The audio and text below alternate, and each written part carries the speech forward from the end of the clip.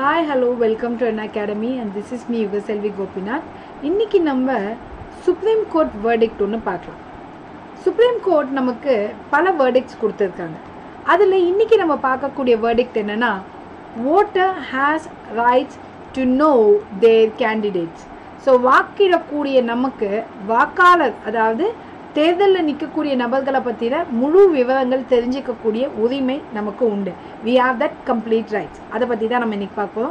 So before that there is going to be a price hike. இந்த price hike ஏற்படுறதுக்கு முன்னாடி என்னுடைய plus classes join பண்ணணும்னு விருப்பப்படுறவங்க யுகசெல்வி லைவ் அப்படின்ற இந்த ரெஃபரல் கோடை பயன்படுத்தி ஜாயின் பண்ணிக்கலாம். ஏன்னா புது கோர்ஸ் ஸ்டார்ட் பண்ண போகிறேன். Monday, Wednesday, Friday polity and economics and Tuesday, Thursday, Saturday உங்களுக்கு யூனிட் 9 மற்றும் geography.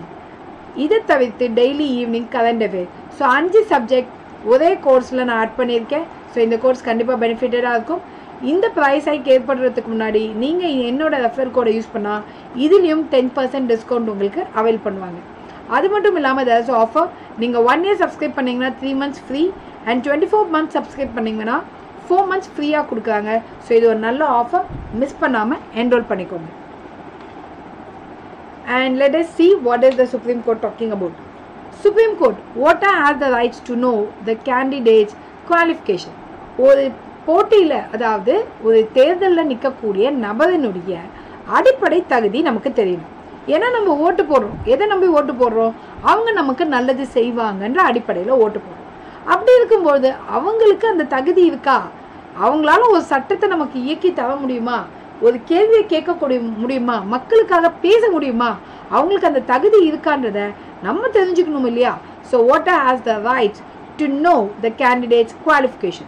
Supreme Court on November 4, 2016 said that every voter has a fundamental right to know about their educational qualification of a candidate. So 2006 தான் இதை கொண்டு வந்திருக்காங்க. Moreover, the court said that it is clear from the provisions of the Representation of People Act and rules and Form 26 of the candidate. So நம்மளோட Representation of People சட்டம், that is மக்கள் பிரதிநிதித்துவ சட்டம் 1951 மற்றும் இன்னும் சில ரூல்ஸ் இருக்குது. அதை தவிர்த்து தேர்தலின் போது ஃபார்ம் 26 அப்படின்னு ஒன்று கேண்டிடேட் ஃபில் பண்ணுவாங்க. இந்த மூணுத்துலையுமே correct information about the educational qualification அந்த கேண்டிடேட் ஃபில் பண்ணணும்.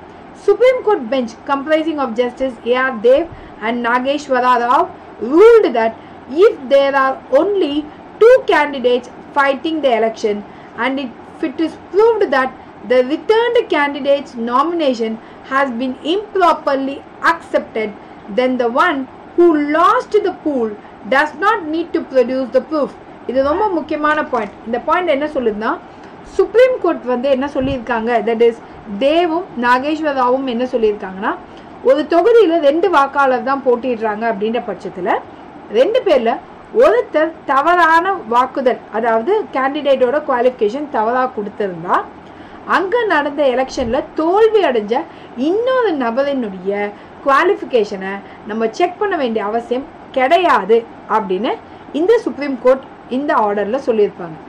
இது மட்டும் இல்லாமல் a petition has been filed by மைரன்பு Prithviraj against புச்சேரம் Singh இந்த மணிப்பூர் ஹைகோர்ட். இதுதான் ஒரு ஃபேமஸான கேஸ். இதில் என்ன கேஸ்னா, the high court has declared that the election of Prithviraj is void. பிருத்திவிராஜினுடைய தேர்தல் ரத்து செய்யப்பட்டது, அது தவறானதுன்னு சொல்லியிருப்பாங்க. எதை வச்சு அது வாய்டுன்னு declare பண்ணியிருப்பாங்கன்னா, the statement made by Prithviraj in the nomination paper that he was a MBA was found to be incorrect. அவர் MBA முடிச்சவர்னு போட்டது இன்கரெக்டான information. Supreme court uphold the decision. இவங்க மேல் முறையீடு மூலமாக சுப்ரீம் கோர்ட் போனாங்க. அங்கேயும் மணிப்பூர் ஹைகோர்ட் கொடுத்த அதாவது ஜட்ஜ்மெண்ட்டை இவங்க அப்ஹோல்ட் பண்ணியிருப்பாங்க. என்ன சொல்லியிருப்பாங்கன்னா, there was no dispute over the fact that the applicant did not study for MBA in Mysore University and they pleaded that it was a clerical error could not be accepted. இவங்க என்ன சொல்லியிருப்பாங்கன்னா, S என்னுடைய candidate MBA படிக்கல, ஆனால் clerk தவறாக MBAன்னு பதிவு செஞ்சுருக்காங்க அப்படின்னு சொல்லி வழக்காடி இருப்பாங்க. அப்போ சுப்ரீம் கோர்ட் என்ன சொல்லியிருப்பாங்கன்னா, என்னதான் கிளர்க் தப்பு பண்ணியிருந்தாலும் இன்ஃபர்மேஷன் கொடுத்தது ஃபார்ம் 29ல அந்த கேண்டிடேட் தான். அப்போ அந்த கேண்டிடேட்டினுடைய எலெக்ஷன் ரத்து செய்யப்படும். The information provided by him in the affidavit filed in form 26 is a false declaration. அதனால Supreme Court stated that any false declaration on the educational qualification of a candidate can result in the rejection of nomination paper 2. Okay, so nomination paper ரத்து செய்ய அதிகாரம் உண்டு. Nomination paper ரத்து செய்யலாம், அல்லது suppose அவங்க எலெக்ஷன்லேயே நின்று ஜெயிச்சிருந்தாலும் அந்த நாமினேஷன் போது கொடுத்த அந்த இன்ஃபர்மேஷன் தவறு அப்படின்னா அவங்க நடத்தின எலெக்ஷனே வாய்ட், அதில் அவங்க ஜெயிச்சிருந்தாலும் அவங்களுடைய பதவி ரத்து செய்யப்படும். Okay, what is form 26? A candidate in an election is required to fill an affidavit called Form 26 that furnishes information on her asset, liability, educational qualification, criminal antecedents, and public dues, if any. The affidavit has to be filed along with the nomination paper and should be sworn before an oath commissioner or magistrate of the first class or before a notary public. So Form 26 file பண்ணுறதுக்கு முன்னாடி இவங்க எல்லா information, அதாவது கல்வி, சொத்து விவரம், கடன் விவரம், அவங்களது மட்டும் இல்லாமல் அவங்களோட ஸ்பவுஸ், அவங்களோட டிபெண்டன்ட் எல்லாரோட இன்ஃபர்மேஷனையும் கொடுக்கணும். இதை கொடுக்கும்போது அதாவது ஒரு பதவி பிரமாணம்னு சொல்ல முடியாது, ஒரு வாட் யூ கால் ப்ராமிஸ் பண்ணணும். அந்த ப்ராமிஸை கமிஷனர் முன்னிலையிலையோ, அதாவது எலெக்ஷன் கமிஷனர் முன்னிலையிலையோ, அல்லது magistrate of first class magistrate முன்னிலையிலையோ, அல்லது நோட்ரி பப்ளிக் முன்னிலையிலையோ ஒரு அஃபிடவிட் வாங்கி இந்த நாமினேஷன் பேப்பரோட தாக்கல் செய்யணும். அதுதான் form 26 during the election. When was it introduced? இது நமக்கு 1950லேருந்து இருந்துச்சான்னு கேட்டால் கிடையாது. இது செப்டம்பர் 3, 2002 தான் ஒரு கோர்ட்டினுடைய ஆர்டர் மூலமாக தான் இனிஷியேட் பண்ணாங்க. The genesis of the affidavit can be tracked to the 178th report of Law Commission in 1999. 1999ல போடப்பட்ட லா கமிஷன் ஆல்ரெடி சில ஸ்டெப்ஸ் சஜஸ்ட் பண்ணியிருப்பாங்க. என்னென்னா, for preventing criminals from entering the politics, criminals பாலிடிக்ஸ்குள்ளே வரக்கூடாது, அதை தடுக்க லா கமிஷன் சில ரெக்கமெண்டேஷன்ஸ் கொடுத்துருப்பாங்க. அதில் one suggestion was disclosing the criminal antecedents. இவங்களுக்கு முன்னாடி, அதாவது இந்த போட்டி தேர்தலுக்கு முன்னாடி அவங்க மேலே பதிவு செய்யப்பட்ட வழக்குகளோட விவரங்களை பதிவு செய்யணும். அவங்களது மட்டும் இல்லாமல் அவங்களோட டிபெண்டன்ட், ஸ்பவுஸ், எல்லா பேரில் இருக்கக்கூடிய சொத்து மற்றும் கிரிமினல் ஆன்டிசிடென்ட்ஸை நாமினேஷன் போது டிஸ்க்ளோஸ் பண்ணணும் அப்படின்னு இந்த கேஸில் அட் த சேம் டைம் இந்த 178th ரிப்போர்ட் ஆஃப் லா கமிஷனில் சொல்லியிருப்பாங்க. The then government did not act on the recommendation, leading to PIL in the Delhi High Court in 1999. So ஆனால் கவர்மெண்ட் அதை ஏற்றுக்கல. அப்போ நவம்பர் 2, 2000ல் ஹை கோர்ட் எலெக்ஷன் கமிஷனுக்கு ஒரு direction கொடுக்குறாங்க, informing whether candidate is accused of any offence punishable by imprisonment, her asset as well as those of her spouse and dependent or any other information the election commission considered necessary. So election commission ஒரு order போடலாம், ஒரு candidate பற்றி எந்த விஷயங்கள் தெரியணும், என்னென்ன விஷயங்கள் தெரிஞ்சுக்கணுன்றத election commission ஒரு ஆணை இடலாம். அப்போ union government appeal to the supreme court which did not agree with the Delhi high court. Delhi high court சொன்னதை யூனியன் கவர்மெண்ட் ஏற்றுக்கல, சுப்ரீம் கோர்ட்டுக்கு போகிறாங்க. But vent a step ahead and directed the election commission in that order dated May 2, 2002 to ask candidate whether they have been convicted, acquitted, discharged of any criminal offences in the past or accused in any pending cases in the last 6 months.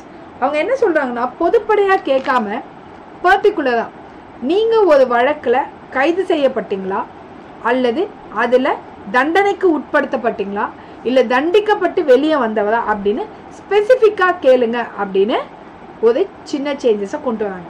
Nomination தாக்கல் பண்ணுறதுக்கு 6 monthsக்கு முன்னாடி வரைக்கும் இருக்கக்கூடிய cases பற்றி மட்டும்தான் நம்ம எடுத்துக்க முடியுமே தவிர, நாமினேஷன் தாக்கலுக்கு 6 மாதத்துக்குள்ளே போடப்பட்ட கேசஸை கணக்கில் நம்ம எடுத்துக்க மாட்டோம். ஏன்னா அவங்க தேர்தலில் நிற்கக்கூடாதுன்னு கூட வேணும்னே வழக்குகள் போடப்பட்டிருக்கலாம்.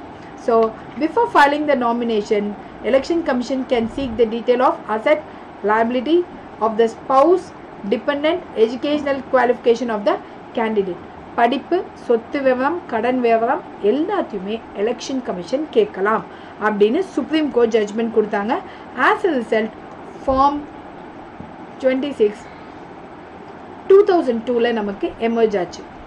On June 28, 2002, the Election Commission issued an order to implement the verdict. However, in less than 2 months, the Union government promulgated an ordinance diluting the Election Commission order. So, Union government உடனே ஒரு ordinance போடுறாங்க. Election Commission சொன்னதை கம்மி பண்ணக்கூடிய வகையில் Representation of People Act Ordinance 2002 ஒன்று போட்டு candidate was only expected to disclose whether she was accused of any offense punishable with imprisonment of 2 years. அவங்க தண்டனைக்கு 2 வருஷத்துக்கு மேலே தண்டனைக்கு உட்படுத்தப்பட்ட வழக்குகளோட விவரங்களை மட்டும், those cases in which they have been acquitted for imprisonment for more than 2 years, அதை மட்டும் டிஸ்க்ளோஸ் பண்ணுங்கன்னு சொல்லி ஒரு சட்டத்தை கொண்டு வராங்க. இந்த சட்டத்தை சுப்ரீம் கோர்ட் வாய்டுன்னு டிக்ளேர் பண்ணிடுவாங்க. So as a result Form 26 will be entering on September 3rd, 2002 and இந்த அமெண்ட்மெண்ட்டு செல்லாது. ஸோ முழு விவரங்கள் கொடுத்து தான் ஆகணும்னு டிக்ளேர் பண்ணியிருப்பாங்க. ஸோ மை டியர் ஸ்டூடெண்ட்ஸ், இன்னைக்கு ஒரு ஓட்டர் கேண்டிடேட்டோட கம்ப்ளீட் இன்ஃபர்மேஷனை தெரிஞ்சுக்கிறதுக்கான ரைட்ஸ் ஃபார்ம் 26 மூலமாக நமக்கு எப்படி வந்ததுன்றதை நீங்கள் இன்றைக்கி தெரிஞ்சுக்கிட்டு இருப்பீங்கன்னு நினைக்கிறேன். இது எங்களோட G2 2Aக்கான நியூ கோர்ஸ் செப்டம்பர் 22 ஸ்டார்ட் ஆகுது. இது G1 prelim cum mains course 22 September start ஆகுது. இது இலக்கு G2க்கான மெயின்ஸ் கோர்ஸ் 24 செப்டம்பர் ஸ்டார்ட் ஆகுது. இது test series for VAO Tamil and English ரெண்டுத்துலேயுமே இருக்குது. இது அப்சல்யூட்லி ஃப்ரீ. இந்த டெஸ்ட் எடுத்திங்கன்னா உங்களுக்கு ஸ்காலர்ஷிப் ப்ரொவைட் பண்ணுவாங்க. இந்த G2க்கான டெஸ்ட் எடுத்தாலும் ஸ்காலர்ஷிப் அவைல் பண்ணுவாங்க. ஸோ இந்த மாதிரி பல டெஸ்ட் நம்ம அன் அகாடமியில் இருக்குது.